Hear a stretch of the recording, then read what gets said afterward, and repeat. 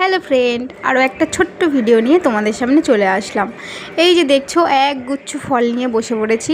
কারণ কি, এই সকালে কিন্তু আমার ভাত খাওয়া হয়ে গেছে একবার, আর ভাত খাওয়ার পরেই আমি ফলটা খাই। কারণ কি, বিকালের দিকে যদি আমি ফল খাই না, আমার শরীরটা কেমন একটা খারাপ করে।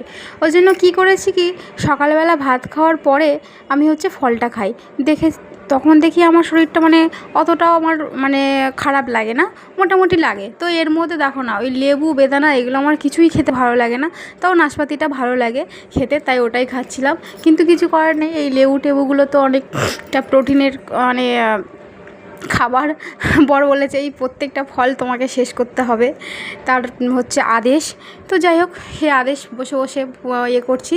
সকালবেলা কাজকর্ম সব সারা হয়ে গেছে, একবার ভাত টাত খেয়ে নিয়ে তারপরে একটু 10-15 মিনিট পরে এই ফলটা খেতে বসেছি। খেতে খেতে আমি ভাবছি, কেন আমার এরকম, এরকমটা কি সবার হয়? এরকম এটা খেতে ইচ্ছা করে না, ওটা খেতে ইচ্ছা করে না, কে জানি।